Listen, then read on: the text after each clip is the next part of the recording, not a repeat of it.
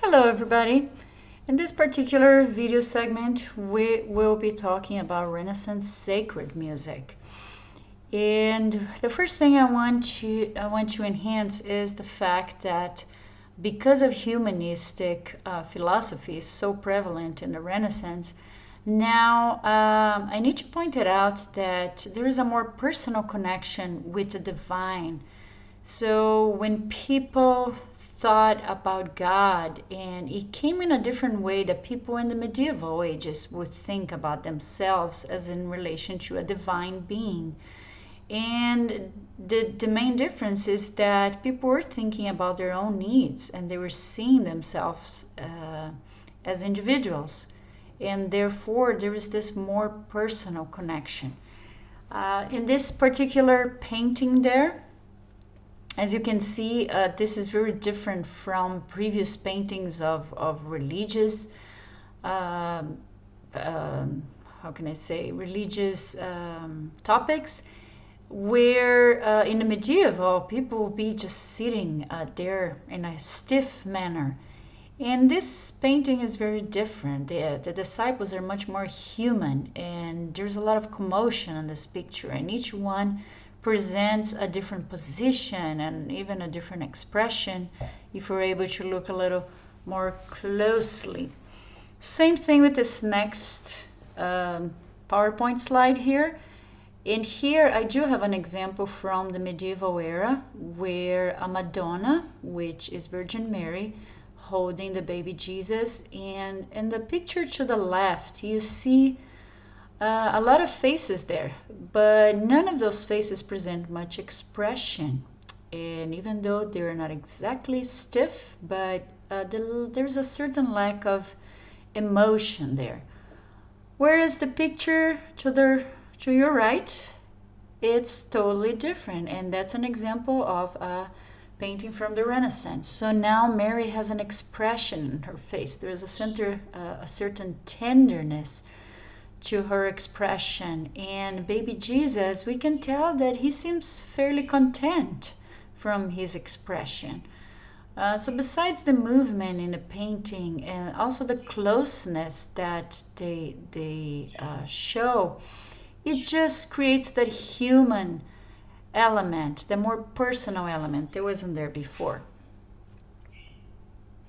So some characteristics of religious music or sacred music in the Renaissance is that this is the golden age of the a cappella style. First of all, I mentioned before that instruments were not allowed in church in the medieval, and they are still not used in church in the Renaissance. So composers did pretty much everything they could do with the voice. And the way they're gonna set up these voices, it will be in a very polyphonic manner with a lot of imitation, and not always. Let me just open a parenthesis here.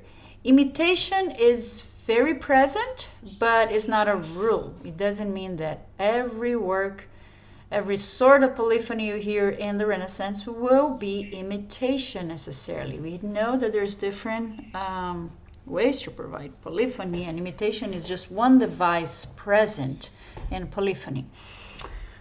And also we will verify a fuller harmony where the chords now are not as hollow as they were before in the medieval. If you came to class that day when I gave you some examples of how harmonies sometimes work in the medieval, you know that in a lot of endings, especially of certain phrases, you have this kind of hollow chords where we have two notes but not three. And our ears are used to triads, which are three-note chords.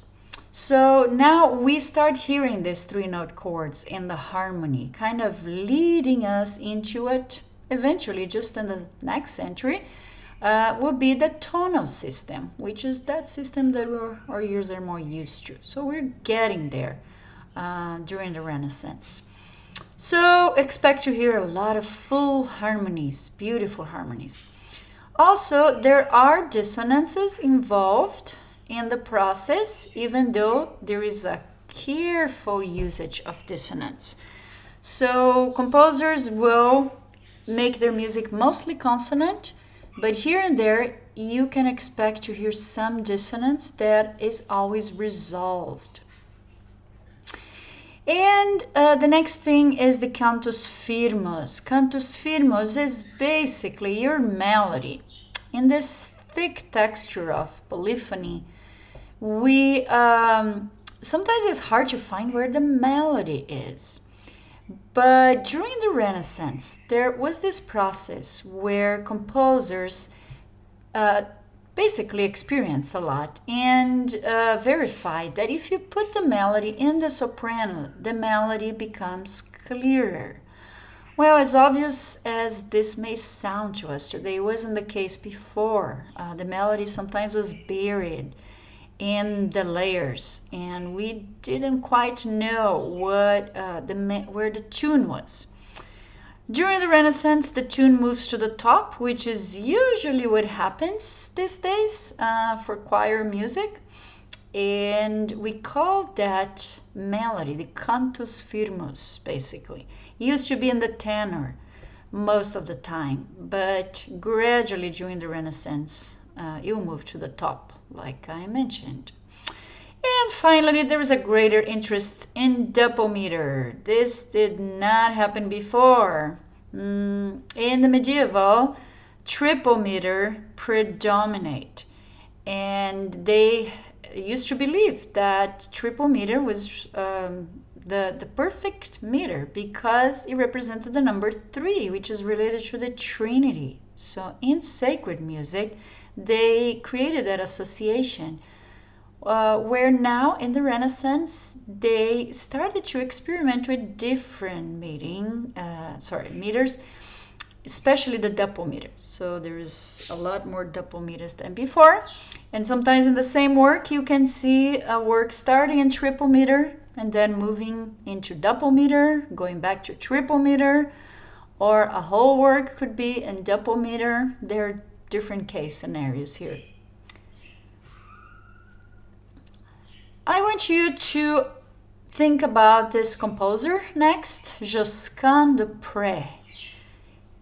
I want you to associate this name with the Renaissance, because he is one of the main composers in the Renaissance. And he developed a lot of these motets, which is a new genre for us. So I will be explaining what a motet is. First of all, it's a sacred work, and it's in Latin because Latin was still the official language in the church. This type of composition was used in a mass and other religious services as well. And it's a single movement work, as opposed to the setting of the mass that we'll see, the official setting of the mass that has more than one movement. This genre has just one movement. It's its own internal movement, and that's all that happens, usually lasting from 3 to 5 minutes. And many times composers will, as far as the text, they will use newly written texts with prescribed prayers. So a mix of prayers that they already knew, people already knew, with some other texts that they will write it. This is Josquin de Prez picture. Not exactly a picture, just a drawing. And this composer is important because he influenced following generations. His style was something different than any composer had presented before, and this style was rich in feeling. So he presents a very expressive form of singing, expressive harmonies with serene melodies. And this composer has an output of more than 100 motets. Also 17 masses. So this is the liturgical order in a service that composers also set into music. We'll study next chapter. A lot of French chansons, which are more secular works. So as you can see, he composed some secular works as well as secular songs in an Italian style. And next, I want you to hear this work, Ave Maria. So stay tuned for some assignment related to that. And that will be my example of Josquin de Prez music, as well as an example of a motet.